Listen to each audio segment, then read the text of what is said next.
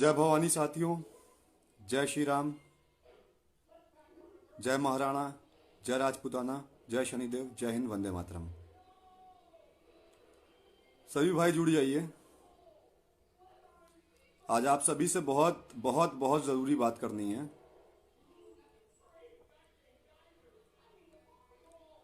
आज आप सभी को कुछ ऐसी सच्चाई बतानी है जिसको जानने के बाद शायद राजपूतों को एहसास हो जाए कि कोई है जो उनके लिए जी रहा है, कोई है जो उनके लिए लड़ रहा है, कोई है जो उनके लिए सोच रहा है। आज आप सभी को किस्से सुनाने हैं एक ऐसे राजपूत के, एक ऐसे भाई के, एक ऐसे क्षत्रिय के जिसने अपने दम पे अपना घर परिवार सब कुछ भुलाकर राजपूताने के पीछे अपना सब कुछ त्याग कर दिया। क्षत्रियों की हर एक बात पे लड़ता है, क्षत्रियों की हर एक बात पे भिड़ जाता है और आज वो महाराणा प्रताप के सम्मान के लिए भिवानी जेल के सलाखों के पीछे है। और शायद हम लोग रात भर सो नहीं पाते हैं भाई के बारे में सोच के, तो नींद में जब झपकियां आती हैं तो लगता है कि उपेंद्र भाई जेल के अंदर से भी बोलते हैं जय राजपूताना, जय राजपूताना। इतना हम लोग उनसे प्रभावित हैं, इतना हम लोग उनसे क्षत्रियों के प्रति जागरूक हैं कि हम लोगों को हमेशा समझ में आता है कि एक ही व्यक्ति है पूरे हिंदुस्तान में जो लड़ाई को सच में लड़ रहा है। बाकी लोग तो पॉपुलैरिटी लूटने में लगे हुए हैं, बाकी लोग तो पगड़ियां पहनने में लगे हुए हैं, बाकी लोग तो अध्यक्ष बनने में लगे हुए हैं, बाकियों को अपने सामने 10-12 न्यूज़ चैनल के माइक चाहिए, आगे पीछे 10-20 गाड़ियां चाहिए, 15-20 लड़के उनके लिए चिल्लाने वाले चाहिए और सोशल मीडिया पे उनको अपना प्रचार चाहिए। सच्चाई में देखा जाए तो क्षत्रियों के लिए खुल के मेरे ख्याल से उपेंद्र राणा के सिवा हिंदुस्तान में कोई लड़ नहीं रहा है। चलिए मैं आप सभी से शुरू करता हूं आज अपनी बात को। सभी साथियों से निवेदन है, वीडियो को शेयर कीजिएगा। जितना आप लोग इस वीडियो को शेयर कर सकते हैं शेयर कीजिएगा, जितने क्षत्रियों तक पहुंचा सकते हैं वहां तक पहुंचाइएगा, क्योंकि आज मैं आप सभी से कुछ ऐसी बातें कहना चाहता हूं, कुछ ऐसी बातें बताना चाहता हूं जो शायद हिंदुस्तान के क्षत्रियों को नहीं पता होगा, जो शायद आप लोग जानना चाहते हैं, सुनना चाहते हैं। और मैं कहना चाहता हूं आप सभी से कि खुलकर आज मैं कई सारी बातें कहूंगा। किसी को अच्छा लगे या बुरा लगे मुझे फर्क नहीं पड़ता। मैं उपेंद्र राणा का भाई हूं, जो सही है वही बोलूंगा, जो गलत है उससे मुझे कोई मतलब नहीं है। मैं आप सभी से एक बात कहना चाहता हूं साथियों, दबा के शेयर कीजिएगा। सोशल मीडिया के प्लेटफॉर्म पे जितने ग्रुप हैं सभी ग्रुपों में आज इस बात को जरूर शेयर कीजिएगा, क्योंकि एक ऐसा नाम है जिसका नाम जब लो ना तो हमारे घरों में रखी तलवारें भी चमक छोड़ देती हैं। क्षत्रियों की शान कही जाने वाली जितनी सारी चीजें हमारे और आपके साथ जुड़ी हुई हैं उनकी याद आ जाती है, उन पे गर्व होता है जब हम नाम लेते हैं उपेंद्र राणा का। तो सभी भाइयों से मैं निवेदन करना चाहता हूं, वीडियो को दबा के शेयर कीजिएगा। जितने भी हिंदुस्तान में साथी हैं, क्षत्रिय हैं, राजपूत हैं, भाई हैं, अपने समाज के लोग हैं। मैं बाकी के समाज के बारे में नहीं कुछ कहना चाहता हूं, मैं सिर्फ अपने समाज के बारे में कहना चाहता हूं, क्योंकि शायद हिंदुस्तान के बाकी समाज के लोग को उपेंद्र राणा पसंद भी नहीं आएगा। जिन्हें पसंद आएगा वो अपने समाज के लोग हैं, और अपने समाज में भी वो लोग जो सच में क्षत्रियता के लिए या राजपूतों के लिए जीते हैं, वो नहीं जो झूठी दुनिया में एक अपना एक जो जिसे कहते हैं कि पाखंड रस्ते हैं, मुझे उनसे कोई मतलब नहीं है। मैं सच्चाई के रास्ते पे चलने वाले क्षत्रिय और राजपूतों की बात करना चाहता हूं, जमीनी स्तर पे जीने वाले युवाओं की बात करना चाहता हूं। क्षत्रिय समाज में अगर कुछ हानि हो जाती है उसके लिए लड़ने की शक्ति रखने वाले राजपूतों से बात करना चाहता हूं। तो आइए आप सभी को ले चलते हैं आज के 5 साल पहले मेवाड़ की धरती पे। आप सभी को ले चलते हैं एक ऐसे राज्य में जहां पे जाटों और गुज्जरों का बोलबाला हुआ करता था, एक ऐसे राज्य के बारे में जो दिल्ली से सटा हुआ, जिसको आज आप लोग हरियाणा के नाम से जानते हैं। अगर आज आप सभी पिछले 5 साल पहले चले जाएंगे उसी हरियाणा के बारे में, तो वहां पे राजपूतों को कोई जानता तक नहीं था, क्षत्रियों को कोई पूछता तक नहीं था। वो दयनीय हालत थी हरियाणा के राजपूतों की कि उपेंद्र राणा के उठने से पहले, उपेंद्र राणा की आवाज लगाने से पहले, उपेंद्र राणा के लड़ने से पहले हरियाणा कभी राजपूतों के नाम से नहीं जाना जाता था। हरियाणा हमेशा जाना जाता था जाटों के नाम से और गुज्जरों के नाम से। मगर आज अगर आप देखेंगे तो हरियाणा की पहचान राजपूतों के नाम से है। उसके पीछे की कहानी आज मैं आप सभी को बताता हूं। एक ऐसे व्यक्ति की कहानी आप सभी को बताता हूं कि जब हम सभी अपने परिवार में रहते हैं, हम सभी ठंडियों में कंबल के अंदर बैठे रहते हैं, हम सभी अच्छी अच्छी गाड़ियों से घूमते हैं, बढ़िया खाना खाते हैं और रात को अपने परिवार के साथ सो जाते हैं, इसी को जिंदगी समझते हैं। उसी समय में क्रांतिकारी युवा अपने घर में, अपने परिवार में सबसे अलग तरीके से जिंदगी जीने वाला एक युवा हरियाणा भिवानी के शहर में रहने वाला वो व्यक्ति, नाम जिसका आप सभी सुने ही होंगे, आज जो चर्चा का विषय बना हुआ है, सोशल मीडिया के प्लेटफॉर्म पे सबसे ज्यादा जिसकी जयकारे लगाए जा रहे हैं, जी हाँ, अपना भाई ओकेंदर राणा फ्रॉम हरियाणा। मैं आप सभी को बताता हूं आज के 4 साल 4.5 साल पहले की वो कहानी कि उसी हरियाणा के चंडीगढ़ के आसपास के एरिया से या गुड़गांव के आसपास के एरिया से नया नया सोशल मीडिया प्लेटफॉर्म उठा था। फेसबुक पे लोग नया नया अपनी बातें रखना शुरू किए थे। फेसबुक पे लाइव नहीं आता था तो लोग यूट्यूब पे वीडियो बनाते थे, और उसी में से एक चेहरा था जिसका नाम था बॉबी कटारिया। वो व्यक्ति अपने घमंड में, अपने नशे में, अपने अहंकार में कुछ भी बोल जाता था और उसको लगता था कोई उसकी आवाज को शांत नहीं कर सकता है। तभी अचानक एक लड़का हरियाणा भिवाड़ी शहर में बैठ के उस वीडियो को देख रहा था। उसने तत्काल प्रभाव से उस बंदे का नंबर निकाला जिसको आज आप लोग बॉबी कटारिया के नाम से जानते हैं, जिसको आज आप लोग बहुत बड़ी हस्ती समझते हैं, जिसको आज आप लोग बहुत बड़ा बॉडी बिल्डर समझते हैं। उसके पास जब फोन जाता है, फोन की घंटियां जब गुनगुनाना शुरू होती हैं, और जब उधर से एक व्यक्ति बोलता है कि बॉबी कटारिया, मैं ओकेंदर राणा बात कर रहा हूं हरियाणा से, तो वो सुन हो जाता है कि ओकेंदर राणा, कौन ओकेंदर राणा? तो वो बोलते वही ओकेंदर राणा जो 24 घंटे का तुम्हें समय देता है। 24 घंटे में जिस समाज को तुमने गाली दी है, जिस समाज को तुमने छोटा दिखाया है, जिन राजपूतों के बारे में तुम अनाप शनाप बक रहे हो, उनको अगर तुम नहीं माफी मांगते हो तो तुम्हारे घर में तुमको बैठाकर माफी मंगवाएंगे। याद रखना, नाम हमारा ओकेंदर राणा है। और मैं आप सभी को बता दूं, आज आप सभी चले जाइए गूगल पे और टाइप करिए बॉबी कटारिया वर्सेस ओकेंदर राणा, टाइप करिए यूट्यूब पे जाकर बॉबी कटारिया वर्सेस ओकेंदर राणा। आपको एक वीडियो दिखाई देगा जहां पे वही बॉबी कटारिया मुंह झुकाए नीचे बैठा हुआ था और उसके पीछे 2 लोग राइफल और बंदूक की नोक लिए बैठे हुए हैं, और बगल में बैठा हुआ हरियाणा का शेर ओकेंदर राणा। बॉबी कटारिया की आंखों से पानी टपक रहा है, रोते रोते माफी मांग रहा है और कह रहा ओकेंदर भाई, आप हुक्म हो, आप राजा हो, आप महाराजा हो, आप समाज की शान हो, मैं आपसे माफी मांगना चाहता हूं और पूरे समाज से मैं माफी मांगना चाहता हूं कि आज के बाद मैं क्षत्रियों को एक शब्द नहीं बोलूंगा। ये किस्सा शुरू हुआ था ओकेंदर राणा के शुरुआती करियर का, जब हिंदुस्तान के युवा जानना शुरू किए थे कि 24 घंटे का समय देने के बाद 24 घंटे की सुई खत्म भी नहीं हुई थी और बॉबी कटारिया माफी मांग रहा था ओकेंदर राणा के बगल में बैठ के। और बगल में बैठ के नहीं, एक बात आप और बता दूं, ओकेंदर राणा कुर्सी पे बैठे हुए थे और बॉबी कटारिया घुटने पे बैठा हुआ था। उसको कहते हैं राजपूत। आइए आप सभी को और बताता हूं, क्योंकि हम लोग वो व्यक्ति हैं, वो चेहरे हैं जो शुरुआत से ही अपने भाई ओकेंदर राणा के संघर्षों को बहुत करीब से देख रहे हैं।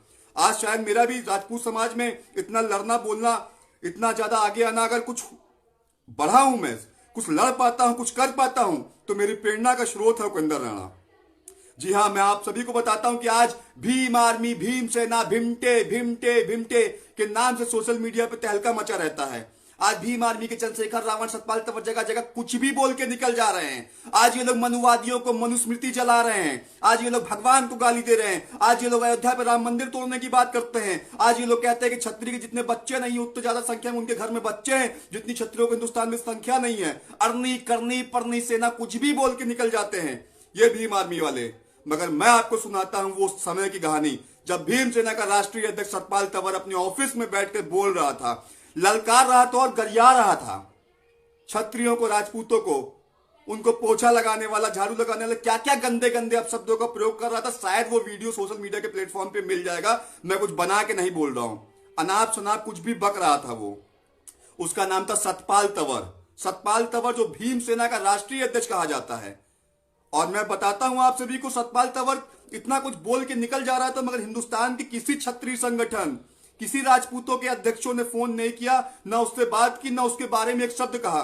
मगर हां, जो असली क्षत्रिय होगा, जो महाराणा का नाती और पोता होगा, जिसके रगों में क्षत्रियों के उबाल खून बह रहा होगा, उसको दर्द होगा। और दर्द हुआ पूरे हिंदुस्तान के 130 करोड़ की जनता में। 7% राजपूत कहे जाने वालों में से हरियाणा के उसी भिवानी के एक गांव से एक लड़के को, फिर उसका नाम क्या था? नाम था ओकेंदर राणा। जी हां, जब सतपाल तंवर के ऑफिस के फोन की घंटियां बजना शुरू हुई तो सतपाल तंवर से एक ही बात बोली गई कि सतपाल, ओकेंदर राणा बात कर रहा हूं, तुमने क्षत्रिय समाज को, राजपूत समाज को और हमारे महापुरुषों को शब्द कैसे बोल दिए? तुम्हें अपने समाज की बात करना हो, अपने समाज की बात करना, मेरे समाज के बारे में बोलोगे तो तेरा मुंह तोड़ दूंगा। और मैं बोलने वालों में से नहीं हूं, मैं सच में मुंह तोड़ दूंगा। अगर 24 घंटे के अंदर तुमने माफी नहीं मांगी तो जिस ऑफिस में बैठ के तुम बोल रहे हो, ना वो ऑफिस रहेगा, ना तुम्हारा थोबड़ा रहेगा। और मैं आप सभी को बताना चाहता हूं, 361 से ज्यादा साथी देख रहे हैं, यूट्यूब, फेसबुक, इंस्टाग्राम, जहां तक ये वीडियो पहुंचाइएगा। आज कहानी सुना रहा हूं मैं आपको उपेंद्र राणा के बारे में। सच्चाई बताना चाहता हूं क्षत्रिय युवाओं को, जो हमारे आपके जैसे नौजवान हैं, उन सभी को बताना चाहता हूं उपेंद्र राणा के बारे में। जो कई सारी अनसुनी कहानियां हैं जो आपको नहीं पता है, आज उनसे अवगत कराना चाहता हूं। फिर क्या था, सतपाल तंवर सोच रहे थे कि कोई ऐसा ही फोन कर दिया होगा, कोई ऐसे ही बोल के निकल जाएगा, कोई उसका कुछ उखाड़ नहीं पाएगा। सतपाल तंवर फिर से वीडियो बनाते हैं और कहते हैं कि मुझे किसी उपेंद्र राणा ने फोन किया था, मुझे धमकी दे रहा था, मुझे ये कह रहा था, मुझे वो कह रहा था। और सतपाल तंवर चुस्कियां ले रहे थे, मुस्की काट रहे थे, मजे लूट रहे थे। 24 घंटे भी नहीं बीते थे, अगले दिन शाम को 4 बजे से पहले सतपाल तंवर के पैंट में पेशाब आ जाती है, जब उसके लोग बोलते हैं कि अरे सतपाल, तुम्हारा ऑफिस तो तोड़ दिया गया है। और ऑफिस कोई चोरी से नहीं तोड़ रहा था, सोशल मीडिया पे, यूट्यूब पे, फेसबुक पे लाइव वीडियो बना के वो ऑफिस तोड़ा गया था। पूरे हिंदुस्तान के छत्री बिलक बिलक के देख रहे थे कि अकेला लड़का सतपाल तंवर के गांव में घुस गया और जाके उसका ऑफिस तोड़ के चला आया और बोला, सतपाल तंवर, आज तेरा ऑफिस तोड़ा है, कल तेरा मुंह तोड़ूंगा, अभी भी मौका दे रहा हूं, मेरे समाज से माफी मांग लो। तो सोचिए आज के क्षत्रिय संगठन क्या करते हैं। आज के क्षत्रिय संगठन कहते हैं कि मेरे बारे में कुछ बोलोगे तो मैं धरना दे दूंगा, मेरे बारे में कुछ बोलोगे तो आंदोलन दे दूंगा। अरे सोचो, वो अकेला बंदा धरना भी था क्या? वो अकेला बंदा खुद ही एक आंदोलन था। जहां पहुंच जाता था, सतपाल तंवर को बैठा के माफी पूरे हिंदुस्तान के क्षत्रियों के सामने बिलक बिलक के रोने वाले सतपाल तंवर पहली बार अगर माफी मांगे थे तो अपने राजपूतों के शेर भाई उपेंद्र राणा के प्रभाव से। फिर क्या था, मुकदमे पे मुकदमे लगना शुरू हो गए। सतपाल तंवर वहां की लोकल सरकार से बहुत ज्यादा जुड़े हुए थे, उनके समाज में भोसड़ी के बहुत सारे चमरकिट थे, बहुत सारे हरिजन थे, सब मिलकर सरकार को बोले कि अगर वोट चाहिए तो उपेंद्र राणा को गिरफ्तार करिए। फिर क्या था, आपको लगता है क्या उपेंद्र राणा फोन करके बोल रहा होगा या वीडियो बना के बोल रहा होगा, मुझे बचा लो, मुझे बचा लो, मुझे बचा लो? नहीं, उपेंद्र राणा हंसते हंसते चला गया थाने के अंदर, बोला, मैं हूं उपेंद्र राणा, मेरे समाज को बोलोगे तो मैं बोलूंगा, मेरे समाज को बोलोगे तो मैं तोड़ूंगा। और हंसते हंसते उसने अपने ऊपर दर्जनों मुकदमे लगवा लिए। ना किसी समाज के सामने वो बंदा कहने गया, ना किसी राष्ट्रीय अध्यक्ष को फोन करके गिड़गिड़ाने गया। वो बंदा अगले 24 घंटे में अपने दम पे छूट के बाहर आ गया। फिर क्या था, किस्सा शुरू हो गया क्षत्रिय समाज और राजपूत समाज का। जब आनंद पाल जैसे हमारे भगवान कहे जाने वाले राजस्थान के वो सूरमा जब अपने अस्तित्व की लड़ाई लड़ रहे थे, उनकी हत्या करवा दी गई। सारी राजनीतिक साजिशों की वजह से हिंदुस्तान के अंदर एक प्रलय सा आ गया था कि आज आनंद पाल जैसे लोग का इनकाउंटर किया जा रहा है, क्षत्रिय समाज को दबाया जा रहा है। मगर क्या राजस्थान के क्षत्रियों में कमी थी? क्या राजस्थान के राजपूत कम पड़ गए थे कि हरियाणा से वो शेर उनके गांव सवरात के लिए 200 से ज्यादा गाड़ियों के काफिले के साथ में पहुंच जाता है और कहता है कि आनंद पाल हमारे भाई थे, हमारे आनंद पाल के लिए हमारे भगवान थे वो?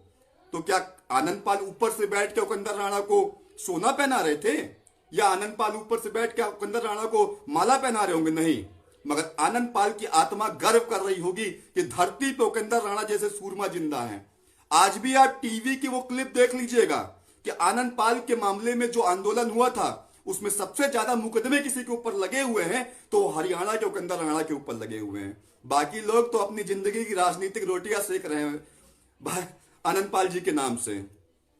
मेरे पास वो वीडियो है न्यूज चैनल का जहां पे वो बैठ के एंकर बोल रही है कि उपेंद्र राणा के ऊपर इतने आपराधिक मामले लगाए गए हैं आनंद पाल इनकाउंटर के मामले की वजह से। आप सोचिए, क्या कभी उपेंद्र राणा ने ये सब आप सभी से बोला? क्या कभी राजपूत समाज से बोला कि मैंने ये किया, मैंने वो किया, मैंने वो किया? नहीं बोला।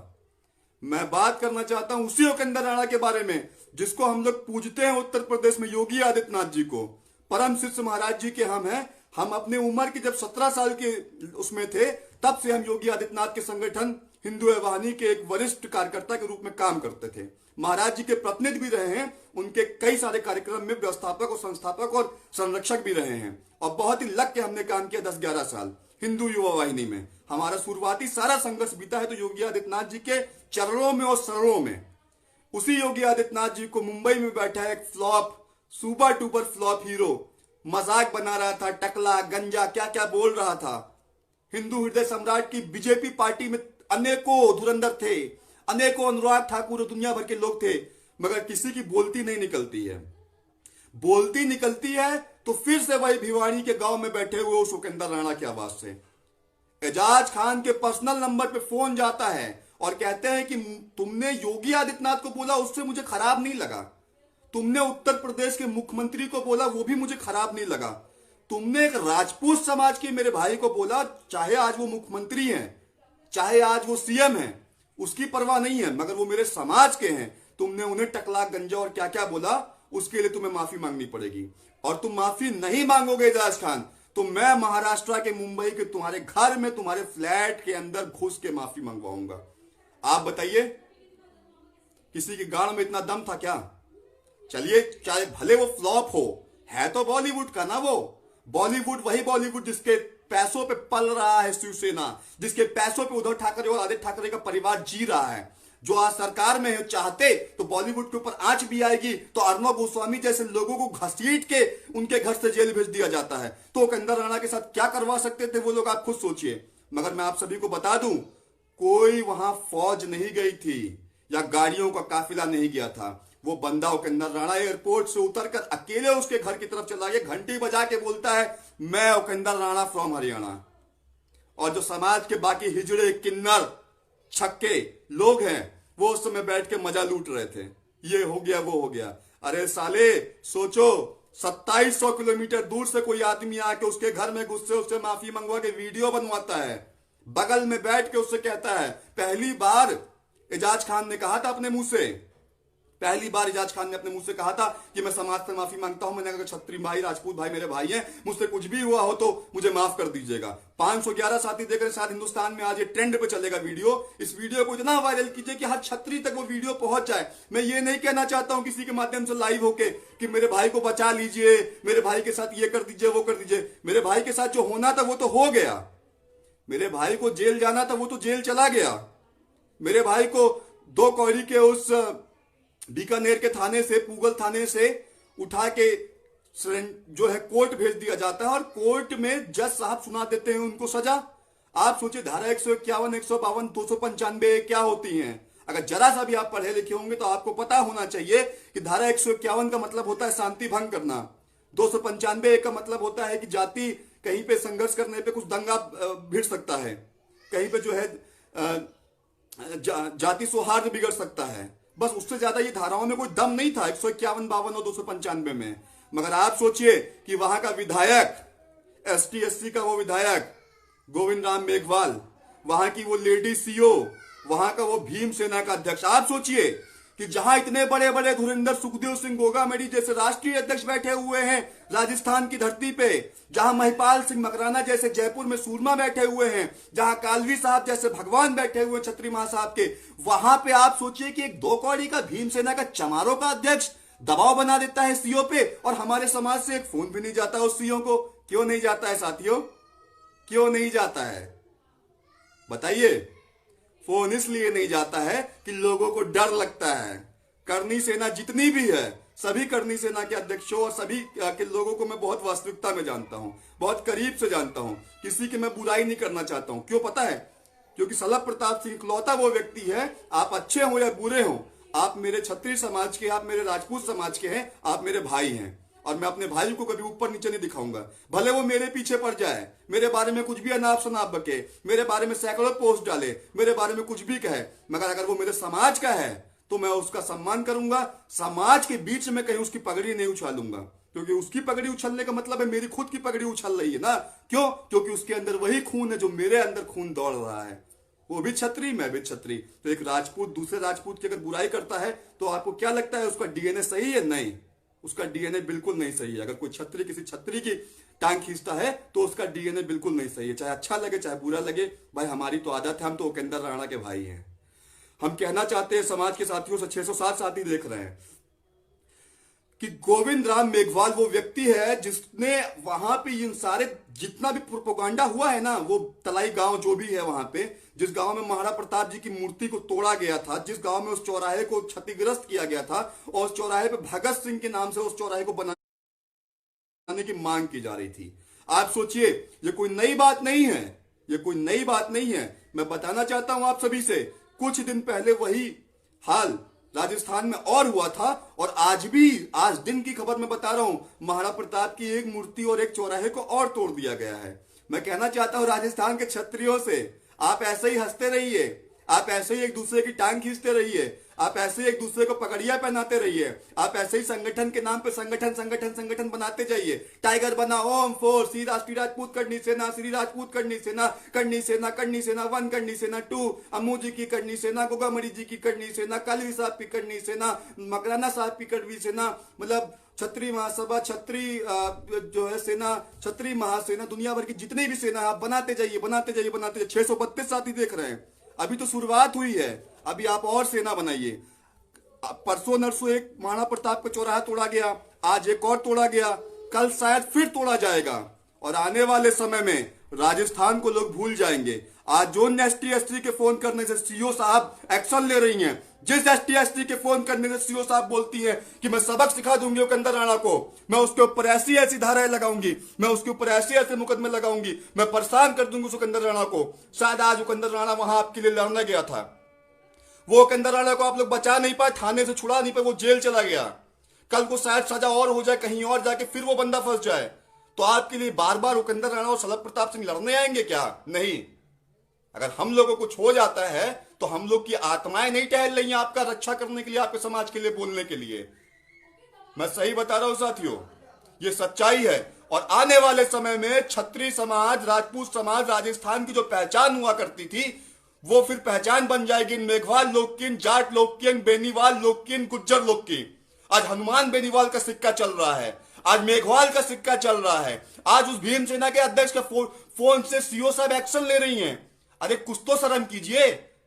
हम बोलेंगे, हम बिल्कुल बोलेंगे, क्योंकि शलभ प्रताप सिंह जैसे नौजवान आपकी सेनाओं में प्रदेश संगठन मंत्री के पद पे काम करते हुए अपना लाखों रुपया खर्चा करके, अपने शरीर की सारी ऊर्जा खर्चा करके उत्तर प्रदेश से लाखों राजपूतों को आपके लिए लड़ा के, बुला के, आपकी सेना को, आपकी संगठन को, आपके समाज को ऊंचाइयों पर ले जाने का काम किए हैं। तो आप लोग अगर हमें शर्मिंदा करेंगे तो हम बोलेंगे कि आज एक उपेंद्र राणा के लिए आप लोग बोले होते, आपके फोन गए होते, आप उस सीओ साहब से पूछे होते कि जुर्म में उपेंद्र राणा को आप गिरफ्तार कर रहे हैं, तो शायद आज मेरा भाई सलाखों के पीछे बैठ कर अंधेरे में सिसकियां ना ले रहा होता।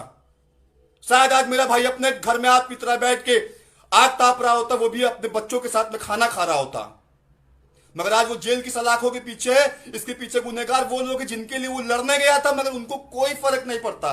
वो तो इंतजार कर रहे थे कब मैं बोलूंगा, कब आप बोलेंगे, आपने क्या किया, मैंने क्या किया, मेरी सेना ने क्या किया, तेरी सेना ने क्या किया। मेरी सेना तेरी सेना के पीछे फंस गया बेचारा वो हरियाणा का शेर, अपना भाई उपेंद्र राणा और प्रदीप राघव भट्टा।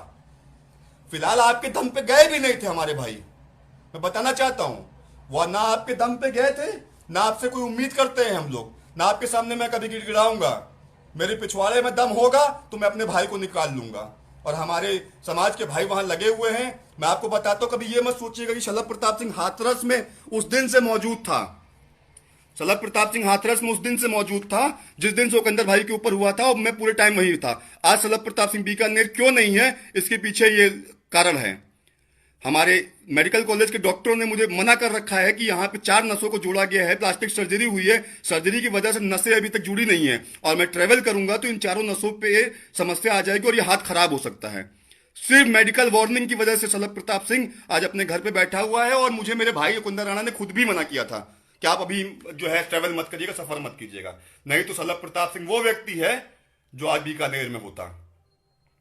मगर जब आप लोग का साथ ही नहीं मिला, आप लोगों ने कुछ किया ही नहीं, आप लोगों ने कुछ संघर्ष ही नहीं किया, वहां पे 684 साथी देख रहे हैं, उन सभी से मैं यही कहना चाहता हूं कि राजपूत समाज, क्षत्रिय समाज एक ऐसे क्षति को आमंत्रण दे रहा है कि कल को आपके पास पछताने के सिवा और कुछ नहीं रह जाएगा। आज जो नौजवान साथी जय भवानी जय राजपूताना अपने फेसबुक पे लिख रहे हैं ना, कल उनके पास वो नहीं रह जाएगा। आज भीमसेना के अध्यक्ष लोग के फोन सुने जा रहे हैं। आज राजस्थान के अंदर जो है मेघवाल जैसे जाति के विधायकों के जलवा हो रहा है, तो कल को यही होगा कि मेघवालों का सत्ता आ जाएगी, उसी भीमसेना का राज आ जाएगा, उसी हनुमान बेनीवाल का दबदबा आ जाएगा। जाट गुज्जर और हरिजन मिलकर राजस्थान में एक सरकार बना लेंगे और राजपूत समाज को फिर से गुलामी की बीड़ा में बांध के रख देंगे। ये कोई नई बात नहीं है साथियों, आप सभी जानते हैं ये कोई नई बात नहीं है।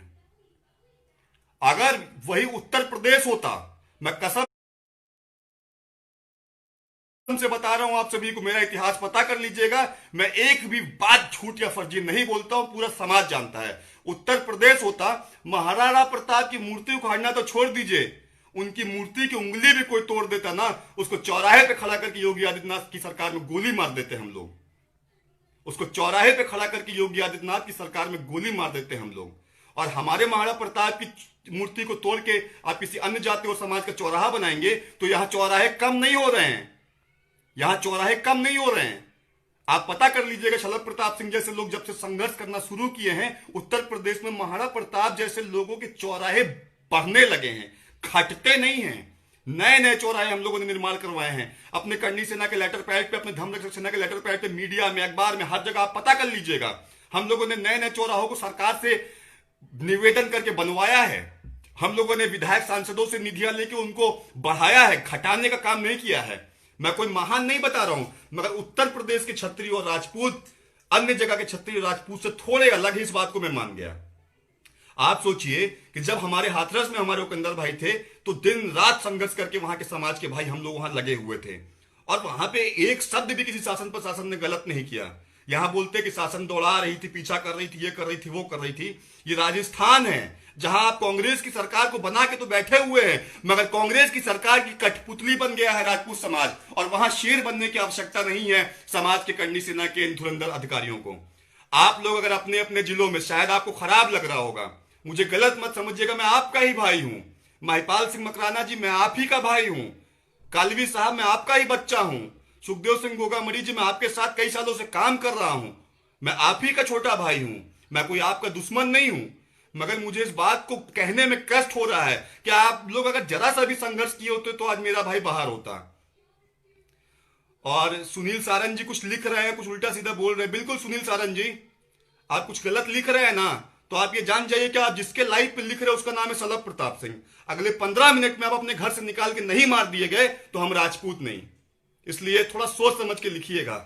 आपकी पूरी कुंडली निकाल के मारेंगे, और हम लोग बोलने वाले नहीं हैं, दौड़ा के मारेंगे, गिरा के मारेंगे, और ऐसा मारेंगे कि आपके मेघवाल सांसद विधायक जो है ना, और आपके जो भीमसेना वाले हैं ना, वो आपकी लाश को पहचान भी नहीं पाएंगे। तो थोड़ा अपनी औकात में रहिएगा। ये लाइव सिर्फ और सिर्फ राजपूत समाज के साथियों और भाइयों के लिए है, उपेंद्र राणा के समर्थकों के लिए है, और क्षत्रिय सूरमाओं के लिए है। आप जैसे दो बाप के औलादों के लिए नहीं है, जो आज गुलामी की बीड़ा में इस कदर जकड़ गए हैं कि आप लोग अपनी जीजा, फूफा और पापा को नहीं पहचान पा रहे हैं। तो हम आएंगे आगे वाले समय में, न्योता देंगे आपको। और जिस दिन मेरा भाई सुरक्षित वापस आ जाएगा, जो भी है अपने आप को शेर समझ रहा है, सूरमा समझ रहा है, उसको उसी बीकानेर की गलियों में दौड़ा के नहीं मारे ना, तो हम भी शलभ प्रताप सिंह नहीं। याद रखिएगा, एक क्षत्रिय का वचन है। बस आज किसी कष्ट में है कि भाई हमारा अंदर है, जिस दिन भाई बाहर हो जाएगा आप हमारे जूतों और बेल्ट की सोटे खाएंगे, बस उससे ज्यादा आपकी औकात नहीं है। समाज के साथियों शेयर कीजिएगा। मैं आप सभी से कहना चाहता हूं कि कल क्या होगा हमें नहीं पता। कल मंडे को कोर्ट क्या फैसला देती है वो भी हमें नहीं पता। कल जज साहब क्या फैसला सुनाएंगे, क्या धाराएं बढ़ाई गई हैं, कौन से विधायक का जवाब है। और हाँ, मैं ये भी जानता हूं कि जो सरपंच था वो डेली तलाई का, वो भी एक राजपूत था, जिसने सरकार को और पुलिस को फोन करके बोला था कि उपेंद्र राणा को गिरफ्तार कर लिया जाए। तो पहले ऐसे आदमी का विरोध होना चाहिए। विरोध तो होगा, कायदे से होगा, और विरोध सिर्फ सोशल मीडिया पर नहीं होगा, विरोध जमीनी स्तर पे भी होगा। ऐसे आदमी का सर मुंडवा के, कालिक पोत के अंडे बरसाना चाहिए उनके ऊपर, और सोटे और डंडे तो ऐसे समाज के बरसाने चाहिए कि राजपूत समाज इनका बहिष्कार करे। क्योंकि आप देखिए, मैं कहता हूं कि आप 50 लाख ना सही, 50 लाख में 40 लाख हिजड़े मोगों को छाट दीजिए, 10 लाख ही रखिए, मगर मर्द रखिए, शेर रखिए, और जिगरा और कलेजे से मजबूत रखिए।